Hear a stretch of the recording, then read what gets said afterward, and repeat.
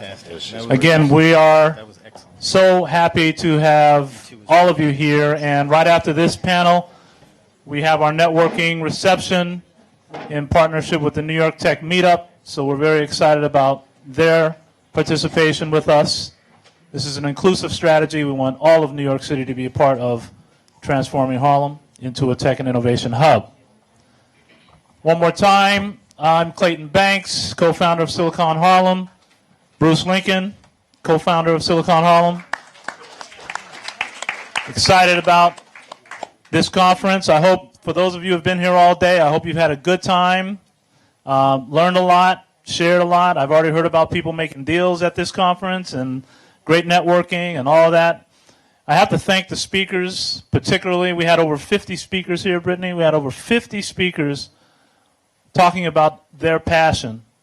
And a lot of them came from Washington, D.C. We've had people coming from all parts of the country.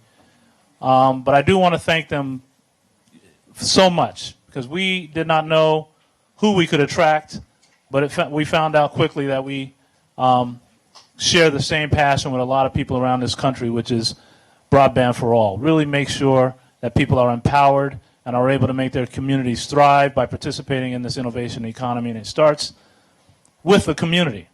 I have to thank Larry Irving, who did a tremendous luncheon keynote speech. Very excited about our future together.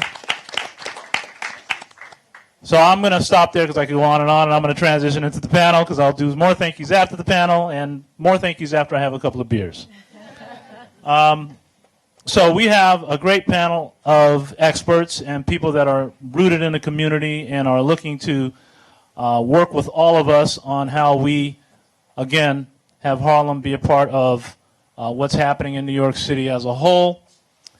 Brittany Saunders works directly in the mayor's office. She works with Maya Wiley, who is the counsel to the mayor on all things, and particularly broadband initiatives. Brittany is an accomplished lawyer herself, and I don't want to get all into her bio. You can read it. You know what I failed to do today is I failed to let everybody know that we have an app, Silicon Harlem Conference app. It's a little late now, but you can get it from the iTunes store or from Android. It'll be good for next year, too, by the way. So pick up the app, and you can read the bios, or you can go on our website and read the bios of everybody else. Sam Sia, Dr. Sam Sia, he is here from Harlem Biospace. How many people have heard of Harlem Biospace? Good, good, good, good. The only wet lab, I think, in New York, and a tremendous force of helping transform Harlem, paying attention to this vital issue. So Sam Sia is here with us. I mentioned Bruce Lincoln, the esteemed scholar, and my co-founder. And at the end there is our honorary co-chair for the conference, Christopher Levendos from Verizon. So we're excited. He's been a partner with us from the beginning. He's been very generous with his skills in helping us with all types of efforts around broadband in this area. Verizon's been aggressive about putting fiber everywhere and making sure that Harlem, like the rest of New York City, can take advantage of that. So he's actually upgraded buildings that we've recommended, and he's created great partnerships by being a part of Silicon Harlem. So we're very proud of our relationship with Verizon, and so we thank him for being a part of the panel. So let's get it started. The topic is envisioning the technological future of Harlem. So I want to start with Bruce. Bruce, if you can kind of frame what that means exactly, and we can kind of start from there. Thanks, Clayton. So what I'll do is just outline what, in essence, is a procedural methodology. And some of this will basically re-echo what Heather Gates said earlier about the work they do with Connected Nation. But basically, the idea is bringing together a multi-stakeholder group of individuals, such as what we represent here, either within the context of our companies, our nonprofits, or what we're doing individually. And then really thinking about, as we move forward, what are the kinds of things that we want to have technology influence in our lives? And those aren't necessarily technological areas. It's the arts, it's culture, it's schooling, it's lifestyle. But it all ties back to what the internet, as Gary Fowler has said, makes possible because of what it can do as far as our social lives and our affective lives. So what we want to do this afternoon is to have an iterative and interactive discussion where the idea is we're going to start to verbally put together a strategic technology plan. And the idea is that this will basically, in some respects, be specifically focused on Harlem, and in other respects be generalizable to urban centers. Very good. Yes. So that gives us some jump off. Brittany, if you can talk about this from a New York City perspective, we'd love to hear some of your insight. Absolutely. And first of all, thank you so much for having me here today. I bring with me the regrets of my boss, Maya Wiley, who was really, really excited to join this conversation today. But I'm also excited to be here and to discuss our efforts, which I think are very much in line with the framing that you set out earlier, Clayton, in terms of broadband for all. And then also, Bruce, in terms of what you just laid out in terms of like what's the kind of broader landscape against which we should be thinking about the technological future of Harlem. So I'll say a few things about how we think about this at City Hall. And in general, I mean, well, first of all, I'll start with the mayor's commitment himself. So he has been very clear that one of his major goals is trying to guarantee universal affordable broadband across the 5 boroughs. But we think about our broadband work in really 3 big frames. So one is access, making sure that we have the infrastructure in place, whether that's wired or wireless, to make sure that all New Yorkers have broadband within reach.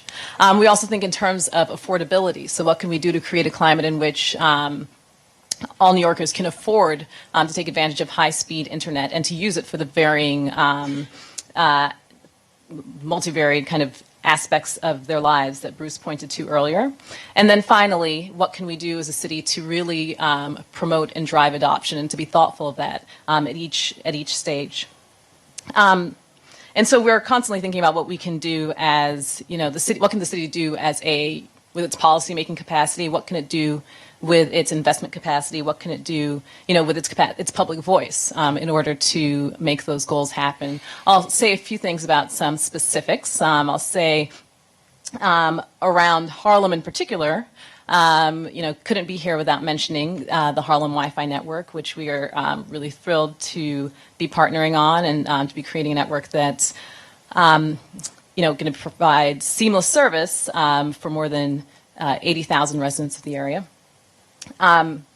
We're also, you know, in the realm of access, right, are working now on a RFP process that's going to transform our current network of payphones into wireless nodes to create, you know, more high-speed internet access across the city.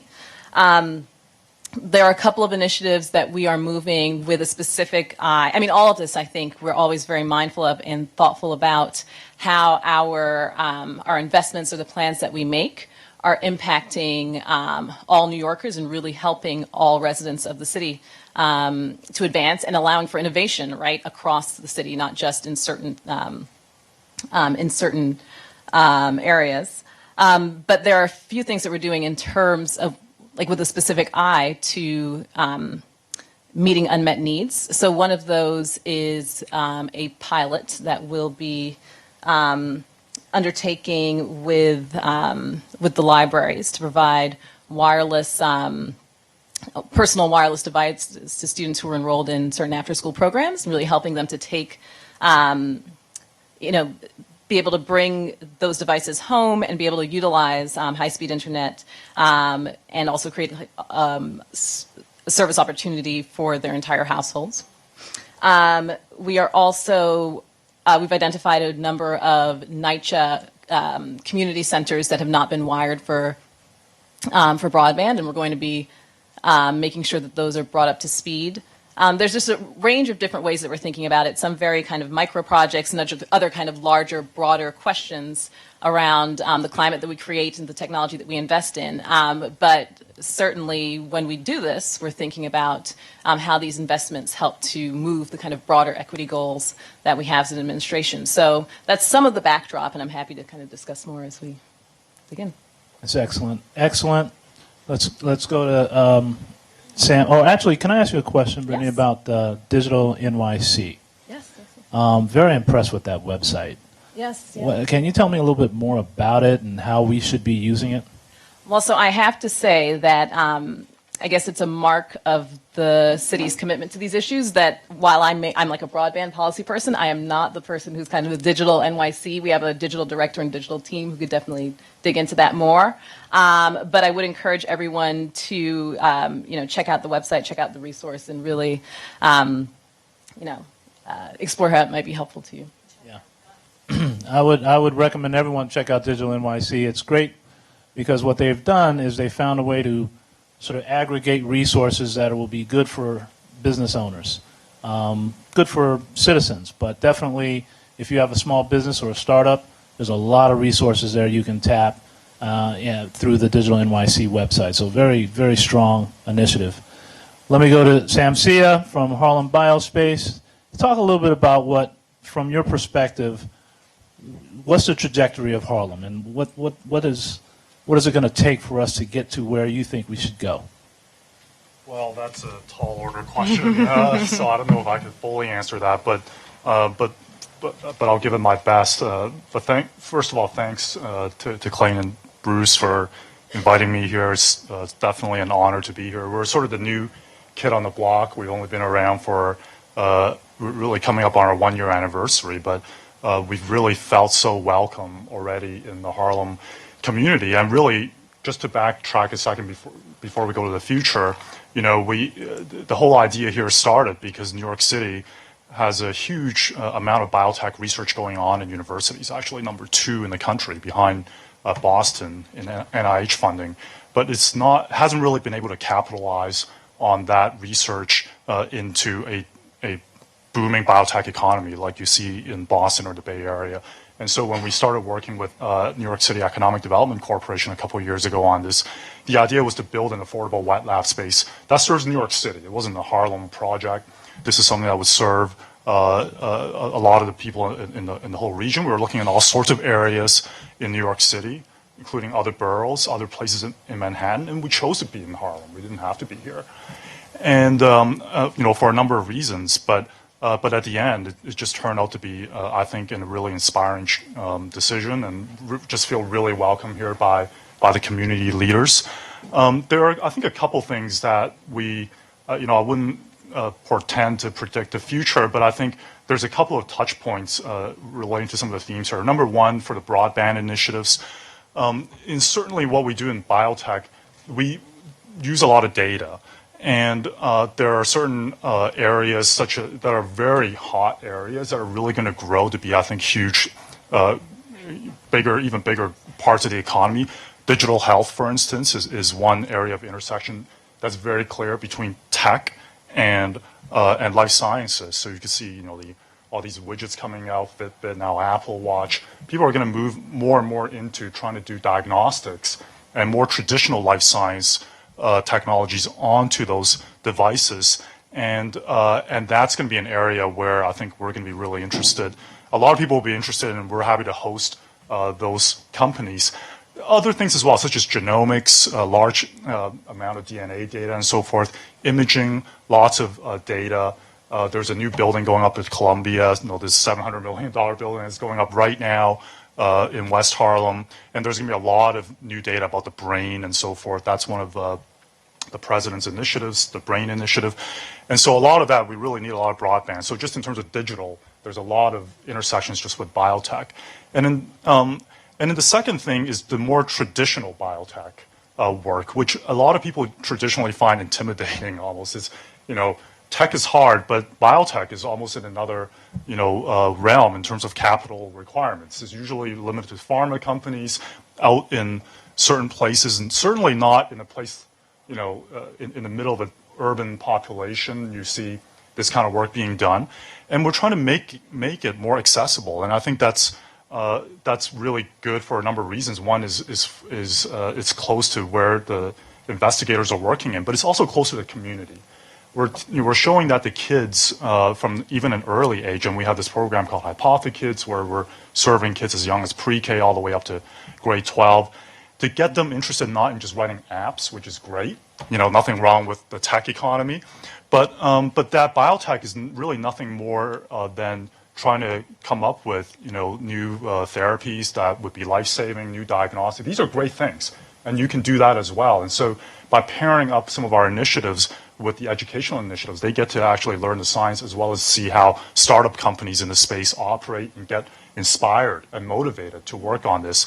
But even just for the traditional biotech companies, we've tried to lower the barriers so that they can have an affordable wet lab space here in Harlem. And I think, that's why I think, we've gotten all this press, which is really almost beyond what our little space, even deserves. But on the other hand, I think some of that interest is due to the fact that such spaces usually are not in a place like, in an urban area like this. And so, so I think the future there is we want to expand.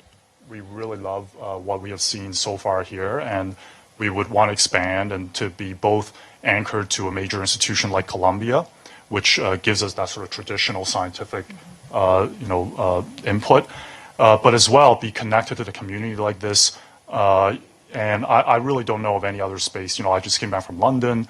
They have life science incubators there. I don't know of any other life science incubator in the world that is in an environment like this, and I think we're all going to benefit from it, and hopefully there's some benefit to the community as well. Can our Silicon Harlem folks visit the biospace anytime? Is it open for? Yeah, absolutely. So we actually have events that are open to the public. You have to get a ticket, but it's free. And you can just go onto our website, harlembiospace.com. There's events there. The tickets are free.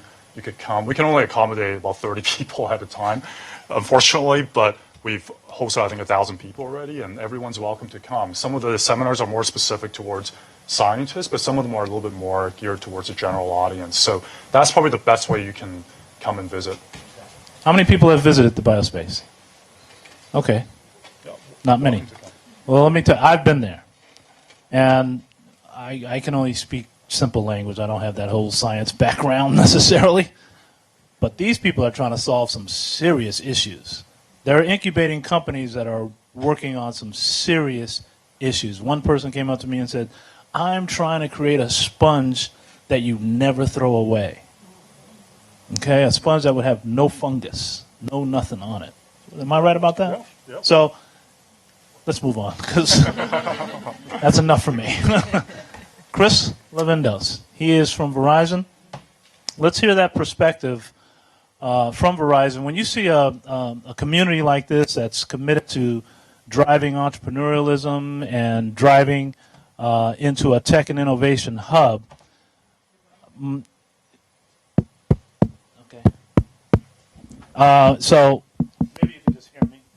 So the question I have is, does that inspire Verizon? I know you have a sort of a mandate to sort of serve all of New York City, and we are proud of that. But when you see this sort of energy going on here, and this sort of interest, and this sort of startup community, and people who are committed to their community the way we are, how does Verizon respond to that? Well, it certainly inspires Verizon, inspires me personally. That's why I certainly keep coming back. That's why my colleague Lisa Eve really enjoyed being here this morning. And what it has done for us has been very organic, over our last few sessions together, where we've built real, tangible relationships just out of the conversations that have taken place here. Between Verizon and Silicon Harlem, between Verizon and the Harlem Business Alliance, and working on future incubation projects that will be occurring in Harlem in the coming months, in years. And our focus is on investment. We have been serving the area of Harlem as the former New York Telephone Company for the last 100 years, and we plan on serving Harlem as Verizon for the next 100 years. To do that, we've got to upgrade infrastructure that's going to take us forward for the next 100 years for Verizon, for the constituents of Harlem, for the business owners of Harlem, for the government agencies that serve Harlem that Verizon wants to have as their customers. So we have invested since 2008 over $3 billion in building out fiber optics throughout New York City, inclusive of Harlem. We've got 3 major switching centers that provide local access service through fiber optics to the Harlem community here, one along Manhattan Avenue, one along 3rd Avenue on the east side, and one up on Convent Avenue. We have invested heavily in all of those switching centers and have radiated out fiber optic infrastructure up and down all the major avenues in Harlem and further up into Washington Heights, up into Inwood, where I was born, and in Harlem, where I started my career 25 years ago. So, as I said in previous conversations, I personally enjoy very much being a part of that transformation that we're in the process of going through, and what we need to do is move it along faster. We've been working with the city administration over the last couple of years, trying to work through new process improvements as we're working in the public right-of-way, as we're doing things within the city streets and along the sidewalks. How can we do that faster? How can we, build out quicker and faster and be less disruptive at the same time? So we've come up with some good plans to be able to work that and move that along. So as we're making further investments, we're not disrupting the flow of people and traffic as they move forward. We are, certainly working as projects that we've talked about in trying to drive the awareness into the real estate community for both residential properties and commercial properties, because we're now at the point, all that's, kind of holding us back from moving more efficiently is we just need to work through private property permissions. And once we have those and, we have all the sort of ducks in a row, then we can extend infrastructure from the street. And we're, making progress every single day throughout all the, different sub-neighborhoods within Harlem, but we want to see that move quicker and faster. So that's really what we need to drive through. So we need to work on that from an innovation point of view. We need to continue to figure out different process changes and technology changes so that the building of the network can go faster and more efficiently. But we also need to drive awareness, so where there's really just communication barriers that need to be blocked down so that we can build out infrastructure quicker and really convert all of Harlem from a Verizon perspective over to a complete fiber optic platform as quickly as we can. Well, that's a big commitment, and thank you very much for that. Brenda, you want to respond to anything you've heard so far? Because I'm curious, maybe even the same question. When you see a group like this and people that are really invested in their community and want to see it, thrive in this economy, how does the city respond to that? I mean, it's just... I would say along much the same lines. It's incredibly inspiring, and it's, I think sometimes, as you mentioned before, right, I work in the council's office. We've been tasked with moving the broadband agenda, but we do quite a bit of work. We're involved across a number of issues. I think there's always a fear, I think, around some of these broadband issues that, they don't kind of rank, or at least they're not necessarily perceived by everyone as ranking amongst, at the kind of among the top priorities in order for residents of the city to thrive. I mean, I think that's obviously changing, but when we see a community of folks who are really absolutely zeroed in on the importance of this goal, right, who are obviously organizing in and amongst themselves around these issues and who have kind of clear-cut like plans and objectives, it is inspiring and it's energizing because I will say that a lot of what I do on a day-to-day basis is like, just moving too quickly, and I'm, just not necessarily, well, whatever. But this is very inspiring to see people who are organizing and have clear plans and commitments and are deeply committed to these issues that are, deserve absolutely this much attention and much, much more. So I want to talk a little bit about Silicon Harlem, Bruce. You and I have been on this for a long time. To some, it may seem like we just started, but we've been on this a long, long time. And I'm curious if you can sort of share with the audience, sort of our strategy, what that means and what that means to a Verizon, what that means to the New York City's office. What part of our strategy is sort of keeping this inclusive, march that we have. If you think about Silicon Harlem, one, we're a for-profit social venture, which means we basically have a social mission, but we use tried and true business principles to achieve our goals. And we also apply the fact that we're both very high-end technology developers. So when we craft our four-pronged strategy, it begins with Gigabit Harlem, the idea of how do we work with Verizon and see where they're going with their advances in network technologies, and also where that fits in with what is happening in other places. And unfortunately, Michael Wong just left. He's working in the next generation internet laboratories at Columbia, where they think about the innovations that make the internet work. And one of the things that they're working at the nexus of is how do you advance the fiber infrastructure as well as to keep up with the exabyte use of wireless that we're all a part of.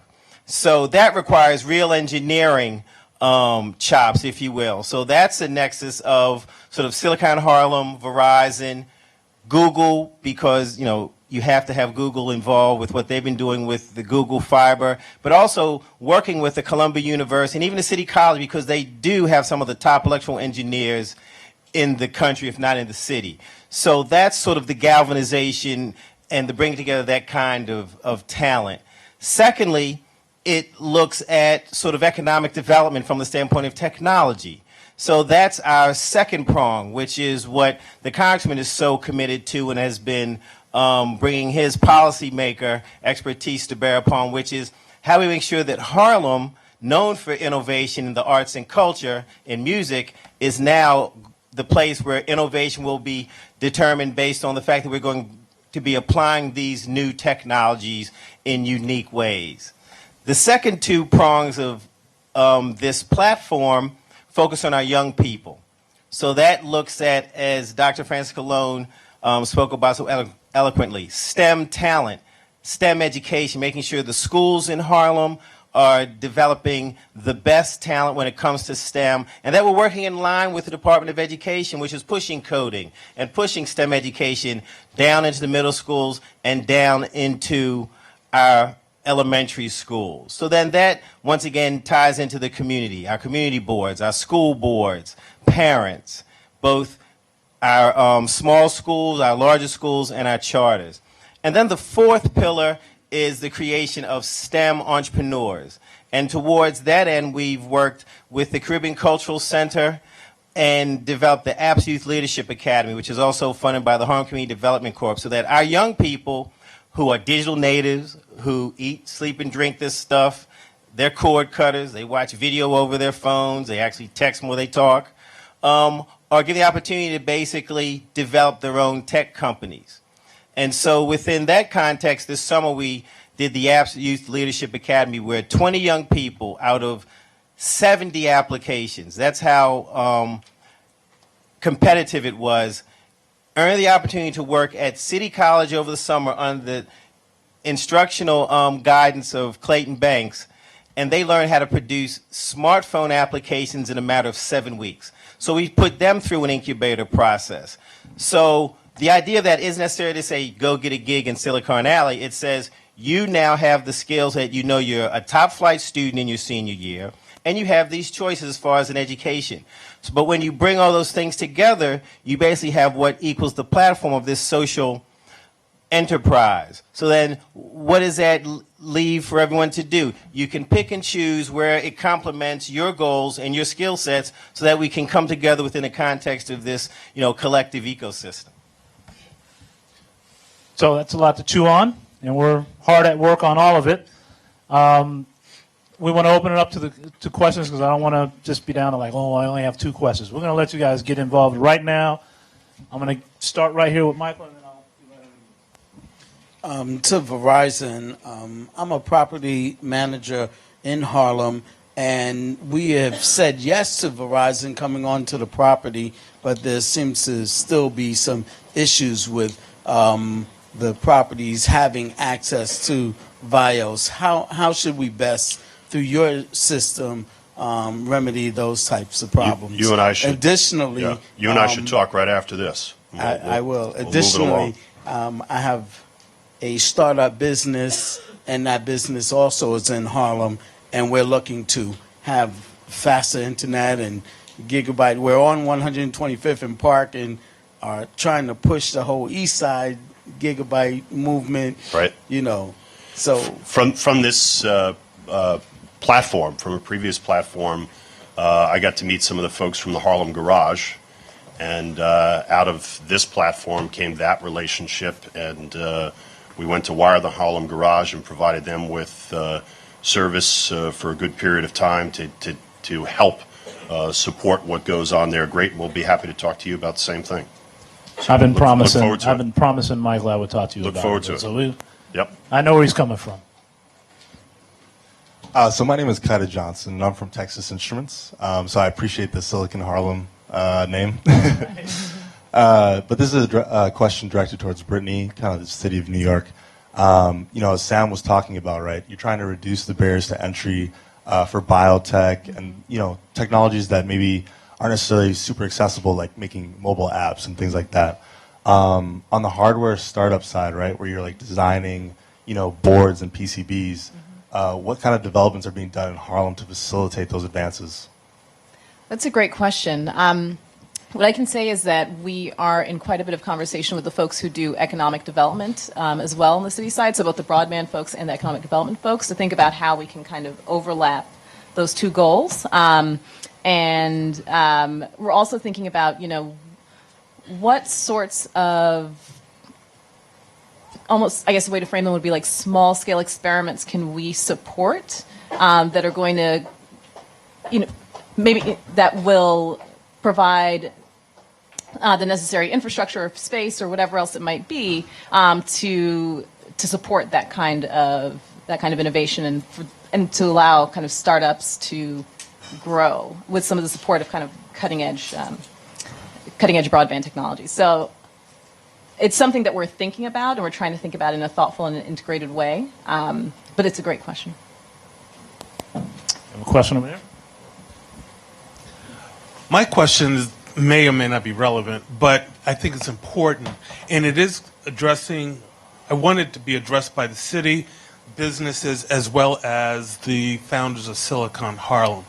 We've been talking all day about, application and development. Can you speak about educating the day-to-day consumer, the end user, on how all this works for them? That is a great point. The kind of slice that we take on this most typically is trying to ensure that New Yorkers are receiving kind of best and most effective and greatest value for their or value in terms of broadband service.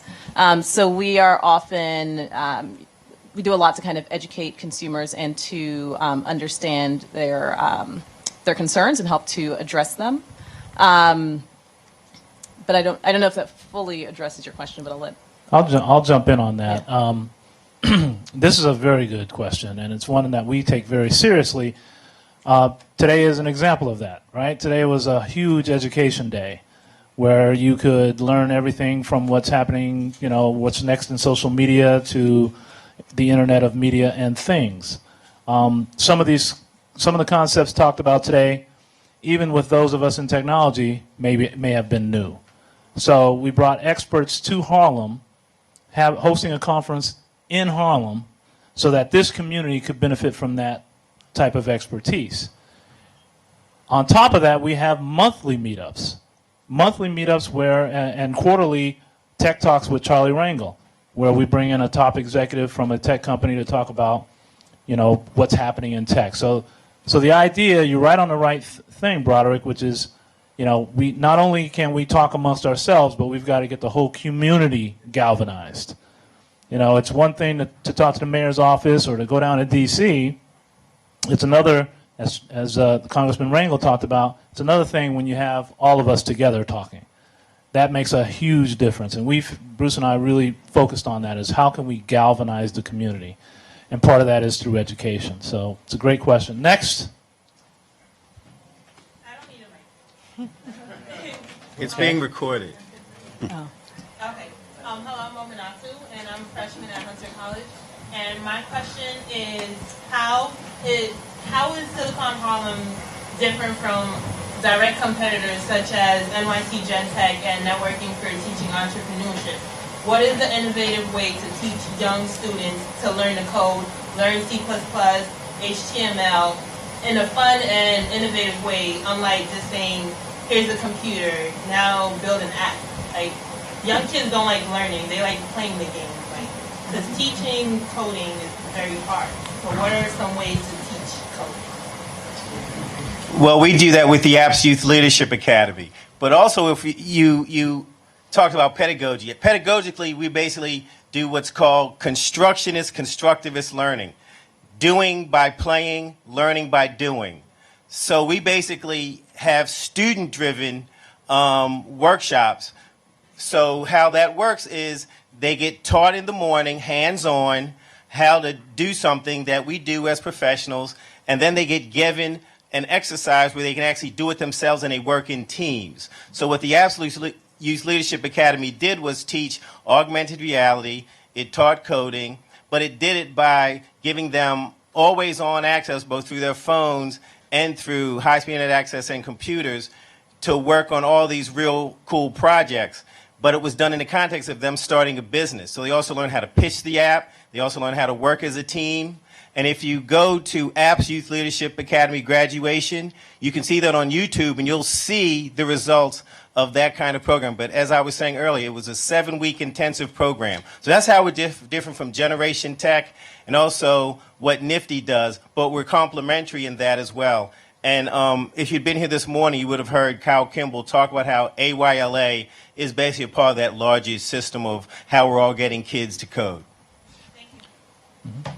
And Silicon Harlem, as a company, right, is taking on a whole lot of initiatives. And, education is one part of that.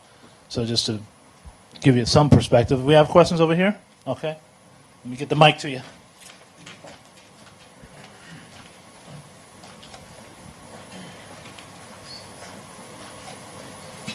Just wanted to add on to what you were talking about with the academy. So the next step after the academy is you have these entrepreneurs that graduate. So my question really is to start with Verizon. Do you guys have an incubator or venture fund like Google does? Verizon has 2 major philanthropic themes that it focuses on. One is domestic violence, and the other is STEM. So the second major philanthropic piece of Verizon is to focus on science, technology, engineering, and math investments, whether through specific grants, sponsoring existing programs, startup programs. So absolutely.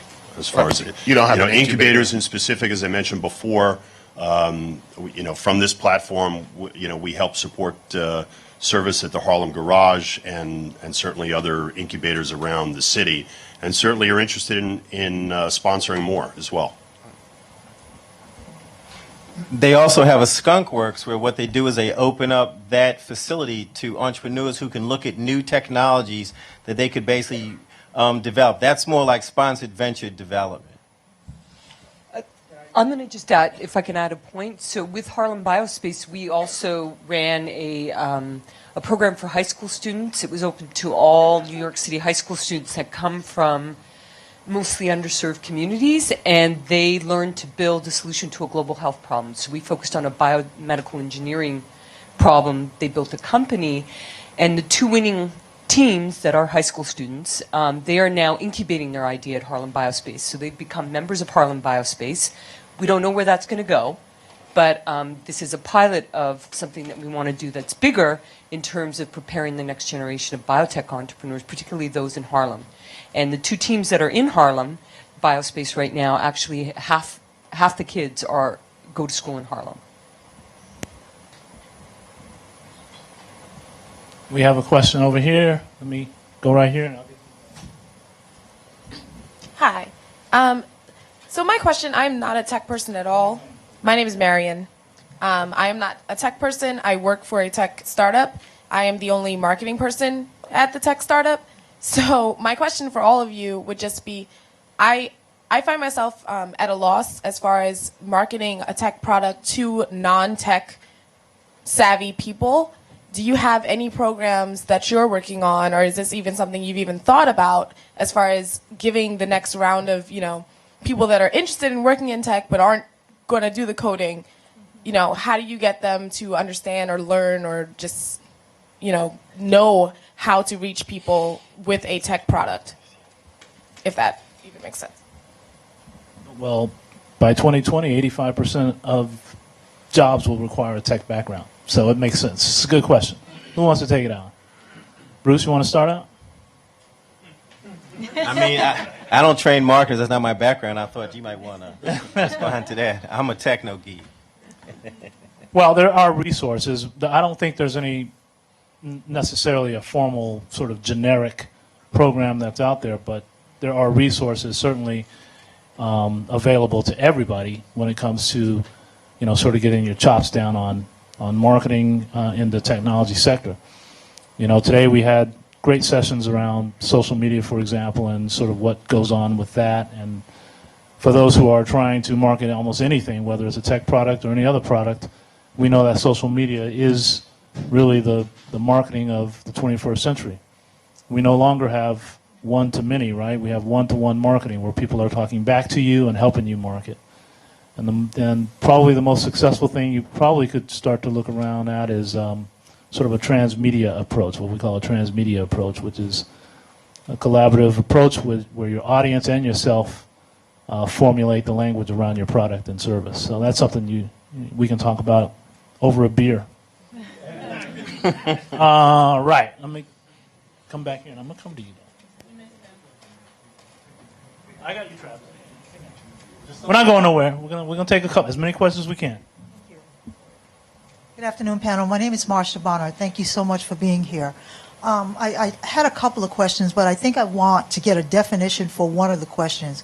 When you speak of community, what is community from your perspective as it relates to Harlem? Because right now we're a very diverse community, both generationally, as it relates to diversity of color. So when you speak of community, can you just define that? I'm sure I'm not going to get your name right, Mr. Harlem Biospace. But my question is, you simply stated, so that was the first question. I just want to get them all in right now. You simply stated that you came to Harlem for a few reasons. I'd be interested in knowing what those reasons are, because if we are here to, in some way, put together a strategy in order to entice others to come to Harlem, I'd like to hear what enticed you to come. And then I think the last question is for Verizon. I make a joke a lot of times about, I work to pay my cable bill.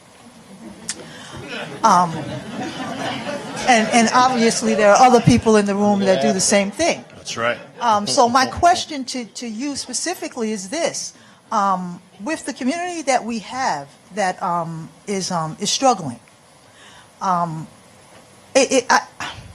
not being attacking in any way, so I hope the intent is sincere. Absolutely. Are there any initiatives in place where people who are struggling can take advantage of what might be passing them by as it relates to the services that you offer? Great question. So why don't I answer the tough question first? The rent is too damn high. Yeah. So I mean, I'd like to actually touch on. I'll touch on all your questions as I go through it. So for me, the community here in Harlem is the complete community. It is all the residents of Harlem. It is all the small business owners of Harlem.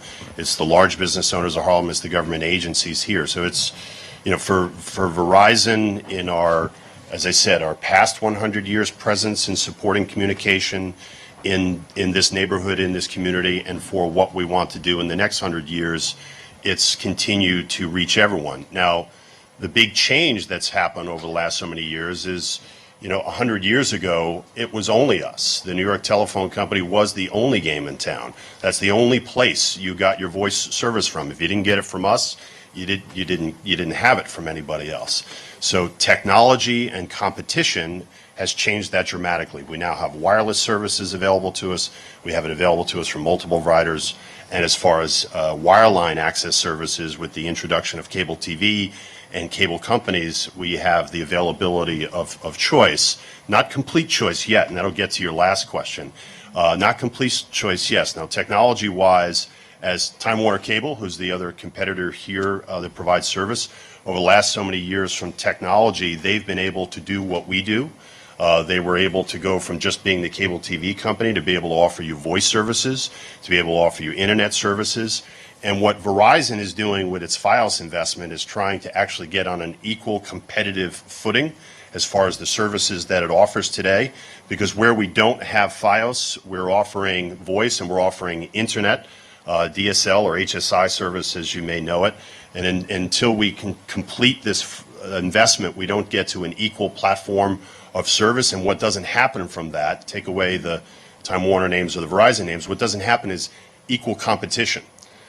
So what we've seen happen thus far, and this is certainly why the city supported our entrance into the marketplace back in 2008 and the investment that we were looking here for a multitude of reasons. But one is they wanted to drive competition, because what we've seen happen throughout the 5 boroughs of the city is, as we have wired and as we have brought the Fios platform and competition largely in the residential space, we have seen prices drop.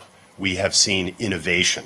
So when we talk about, when you hear all the marketing words about speeds that can be offered, the different technology things that infrastructure can do now with storing services, with able to watch services through your tablet device in your home, you couldn't do these things just a few years ago. And the only reason these things happen now is because of competition. Otherwise, there would not have been a drive for the incumbent to either lower prices or innovate their services, for this. So it's the investment that's driving the technology investment. Now, as far as affordability across different ranges and what people are sorting out through, what I see happening in the cable TV scenario is the way that content is bundled together and paid for by cable TV companies and operators and then passed through their customers is, I see that model changing over time. HBO just made a big announcement the other day that they're going to provide content through the internet, through streaming. I think we're going to continue to see more and more of that, and the general content model that exists in this country is going to be broken apart.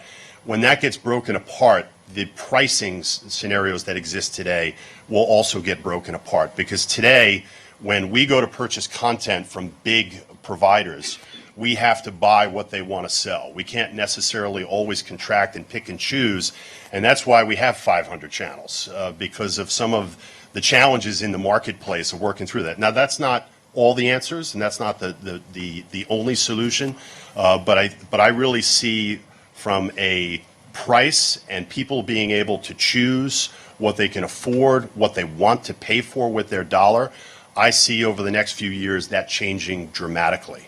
And we've begun to see that with certain aspects. And what we're looking at is we need to build the infrastructure. We need to make the investment in the infrastructure to be prepared to be future-proofed, so that we don't have to do this 5 years from now or 10 years from now or 20 years from now, that we'll invest in the infrastructure that will go through this technological change and be able to provide the products that people want through the affordability that people want. Because if we make all these investments and no one buys our services, well, that doesn't make our investment very fruitful. So we've got to have an array of pricing, and we've got to have an array of products that we have an affordability. And as I said, we're making our investments to wire all of Harlem and every other part of the city, and we want to certainly have a community, and part of our community is a community of customers. And if we don't price our products appropriately, and if we don't have the right customer service provide our products and what people are paying for, then we're not going to have enough customers to support our investments. So Yeah, I probably dominated that a little too much, but No, I mean, I think yeah. from the city perspective, we certainly, like as you mentioned, right, also really value this goal of competition. It's part of why we partnered with the previous administration partnered with Verizon on the FiOS build out, and the continued partnership, I think, has been very helpful. I think in many respects. I think and part of the reason we focus on competition is because of our concern for affordability. It's also why we've weighed in with respect to the Time Warner Comcast merger as well, because we're concerned about the impacts that might have on the climate in which everyone here is consuming this media in which we're all working. I think the other side from our perspective is just making sure that our city residents are getting the best value for the money that they're shelling out for these services. And so to that end, we're very focused as well on accountability for all of our franchise partners and making sure that they're really delivering. Go ahead, Sam. Well, I jump in as well? Yeah. So to your question about what is Harlem and why did we come to Harlem? So it certainly wasn't because of the rent, as some people thought. That was the reason, but it's certainly not. But I mean, there are sort of standard reasons that we give. Number one, we're anchored to the biggest university in New York City, which is Columbia. We have great public transportation here and so forth. All of that is true. We're, out of the 20 companies we have in our space right now, 17 are not from Columbia or City College. They're from other parts of the city. So we're really attracting new talented people to the area. It's easy to get to. But I think there's more subtle and maybe even more inspiring reasons we decided to come to Harlem, and that's really because I think for a number of reasons. I think number one, biotech itself for a number of years in terms of innovation, the tech sector has been really doing a lot. But in terms of new drugs and so forth and new devices hasn't really happened.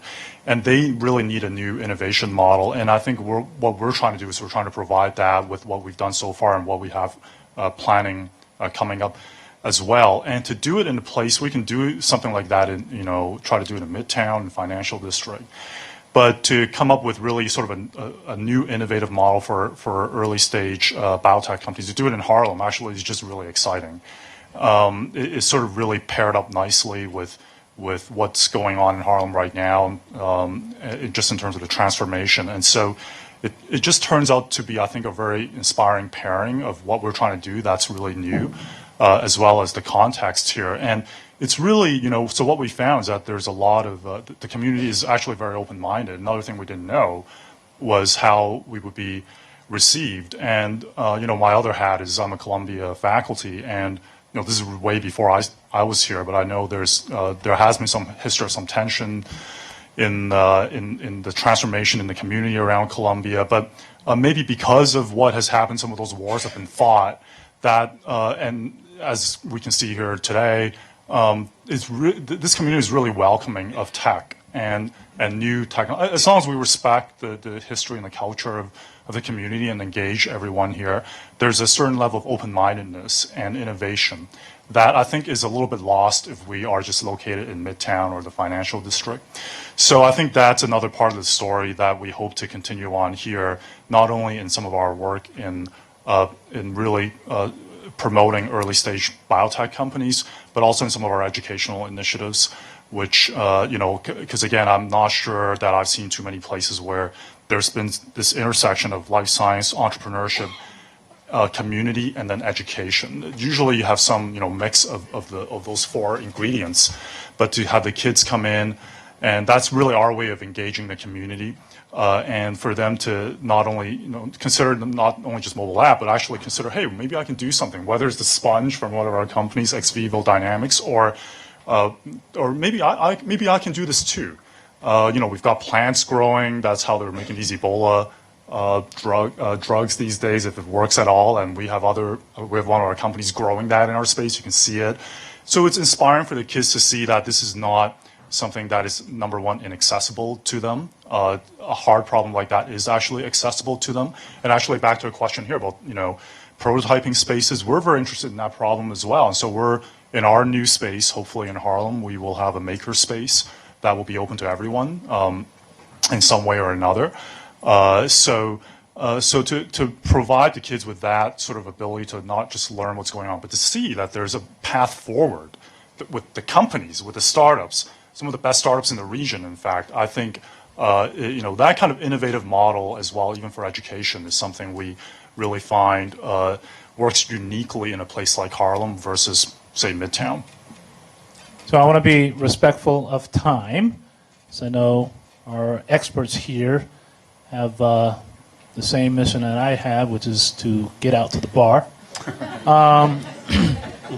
So in that, I'm going to sort of let them say some final words about anything they want. This has been a wonderful conference. We do have one last short question over here from Broderick, who's mouthing me the whole time. Thank you, brother. I want to piggyback on a question that was asked about the cost. And it's a very brief question with a very brief answer. And it really goes to Chris and Brittany. Is competition the answer to net neutrality? I think there is a very close relationship between those two things. So, for example, in our public statements around the merger, we've also cited the impact of the merger, right, on net neutrality. I think that there is, in fact, a connection. I think there's a kind of wonkier policy answer to like what the solution is. I think competition is part of it. I think the appropriate regulatory bodies exercising their full power is also part of it. Yeah, I think there's a lot of misleading commentary about what truly net neutrality is all about. And if you certainly go and study our conversation on it, we have felt pretty strong about the way that we think the whole ecosystem needs to be working and managing things, because there's a lot of participants in the ecosystem that run their businesses over other people's investments. So there needs to be sort of an equal matching and meeting of things and investment, and it goes through that's just that's fair and appropriate and not balanced in one way or another. So Verizon is certainly not looking for advantages and is not looking to be anti-competitive in any nature with regard to the subject of net neutrality. It is just looking for what would seem balanced and appropriate of how to manage a very large and very complex total ecosystem. So there's another element that never gets discussed, which is if we can build out the next generation internet and ultra broadband network, then some of these things will go away because you will have enough dedicated bandwidth for all these different uses that we now put the internet to. So there's also how do we drive innovation that basically advances the overall internet and gets us to where we have this always on demand network. And that's what I alluded to earlier. Some of those innovations are being developed at Columbia and at the University of Arizona at their optical sciences lab. So they're looking at innovations that will make sure all of us can be always on with our wireless devices. It will connect back to the fiber backbone, but everyone will have the bandwidth they need for what they need when they need it, and will also lower costs. So there's some engineering dimensions to this that never enter into either the policy discussion or the competition discussion. Okay, I know we have more questions. We're going to try to hang out for a little while, but I want to wrap it up. I'm going to have your panelists say maybe some parting words if you want. We have a meetup happening right after this in partnership with the New York Tech Meetup. We're very excited about that, so let's get right to it. Chris, why don't you start us out? I appreciate having been part of the conversation multiple times. I look forward to our next get-together. This is just the beginning. Think of this as a launch pad where we're all taking off together and we're going to go on this journey and we're going to achieve our goals within a short amount of time. Maybe I should have gone last. So I just want to thank everyone here for I think the great event, and I'm always happy to really talk to anyone. My email address is on the website. Harlem Biospace is right there, so you can just email me or anyone else there. I'd love to talk to any of you more. And I'll close by answering part of your question that I intended to answer, which was kind of why are we here, why Harlem? And I think, so we were so excited to participate in this today because we appreciate kind of the diversity of expertise in this room and the uniqueness of seeing a room that looks like this with this combination of expertise and kind of deep commitment to the kind of goals that we've discussed today. So thank you so much for having us part of this conversation. Let's give them a great big hand. We have to thank our sponsors one more time, Horowitz Research, Verizon, Carver Bank. We are very appreciative of their support. Thank all the speakers. They came from all over parts of the country, talking about some phenomenal subjects. A lot of this has been recorded, so you'll see it on our website. For those who weren't able to make it for the whole day. We are now going to go into our meetup with our partners, New York Tech Meetup, right out here at the bar. But feel free to hang out anywhere you want in this place. Tonight is your night. Thank you very much. It's been a great conference. Thank you.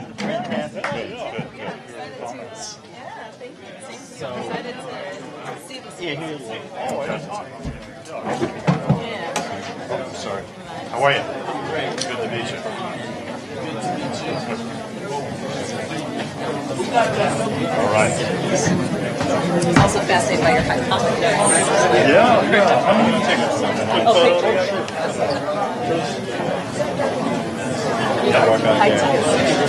Thanks. Yeah, anytime.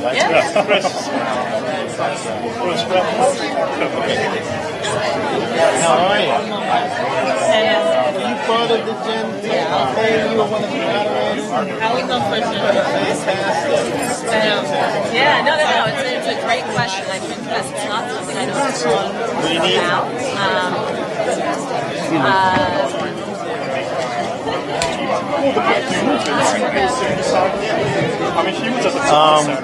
Bruce.lincoln@gmail.com. I'm all out.